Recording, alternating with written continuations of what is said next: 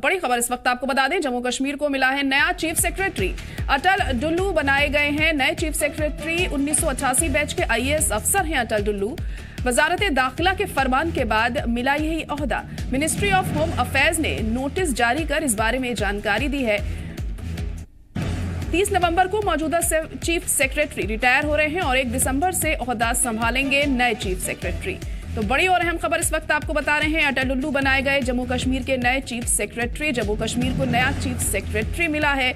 वजारत दाखिला के फरमान के बाद ये ओहदा उन्हें दिया गया। 1988 बैच के आईएएस अफसर हैं अटल डुल्लू, जिन्हें अब नया चीफ सेक्रेटरी बनाया गया है जम्मू कश्मीर का। बड़ी और अहम खबर इस वक्त आपको बता रहे हैं और 1 दिसंबर से ओहदा संभालेंगे नए चीफ सेक्रेटरी। 30 नवंबर को मौजूदा चीफ सेक्रेटरी रिटायर हो रहे हैं। उसके बाद 1 दिसंबर को ये नई जिम्मेदारी संभालेंगे नए चीफ सेक्रेटरी और तमाम चुनौतियों का सामना इस दौरान उन्हें करना होगा। कई चैलेंजेस उनके सामने होंगे इस बड़ी जिम्मेदारी को संभालने के बाद। वजारत दाखिला के फरमान के बाद ये ओहदा अब दिया गया है। 1988 बैच के आईएएस अफसर हैं अटल डुल्लू, जिनको ये बड़ी जिम्मेदारी सौंपी गई है। अब मिनिस्ट्री ऑफ होम अफेयर्स ने नोटिस जारी कर इस बारे में जानकारी दी है। 30 नवंबर को मौजूदा चीफ सेक्रेटरी रिटायर हो रहे हैं और उनके रिटायर होने के बाद 1 दिसंबर से ओहदा संभालेंगे नए चीफ सेक्रेटरी।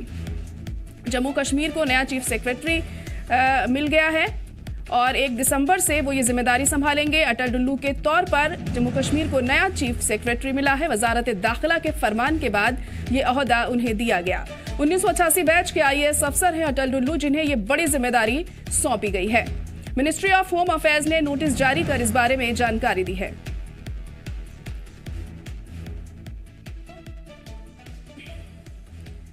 तो बड़ी और अहम खबर इस वक्त आपको बता रहे हैं, जम्मू कश्मीर को नया चीफ सेक्रेटरी मिला है। अटल डुल्लू के तौर पर उन्हें नया चीफ सेक्रेटरी उन्हें बनाया गया है और हमारे नुमाइंदे मीर उमर इस वक्त लाइव जुड़ चुके हैं। मीर, तो नए चीफ सेक्रेटरी के तौर पे अटल डुल्लू का नाम सामने आया है, क्या कुछ और जानकारी इस बारे में? जी बिल्कुल, अटल डुल्लू जी जो है 1 तारीख को यानी कि 1 दिसंबर को चीफ सेक्रेटरी का जो कार्यभार है वो संभालेंगे। हालांकि इससे पहले भी ये कई सारे मिनिस्ट्रीज या डिपार्टमेंट्स की अगर हम बात करें, जहाँ पे ये जॉइंट सेक्रेटरी रहे हैं, कमिश्नर रहे हैं, चाहे हम लॉ एंड जस्टिस की बात करें, वाटर मैनेजमेंट की बात करें, फाइनेंस की बात करें, जो पब्लिक हेल्थ वर्क है उसकी बात करें, तो कई सारे डिपार्टमेंट्स हैं जिनकी इनके पास एक बहुत बड़ी साख है, एक्सपीरियंस है और एक काफी एक वास्ट टाइम पीरियड इनका रहा है, एक्सपीरियंस रही है सभी।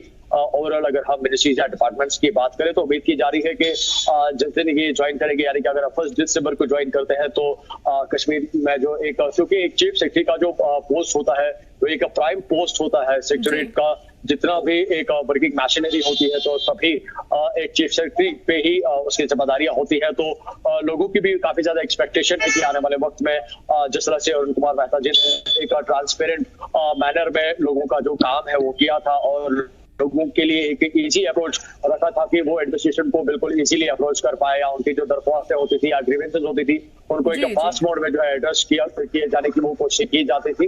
तो लोगों की भी आज यही उम्मीदें हैं, क्योंकि अटल डुल्लू जी जो है ऑलरेडी यहाँ पे जम्मू कश्मीर में ऑलरेडी कई सारे जो डिपार्टमेंट्स है उनमें वो उनका काम रहा है, तो उनकी ऑलरेडी यहाँ पे जो एटमॉस्फेयर है उसके बारे में काफी ज्यादा ऑलरेडी नॉलेज है।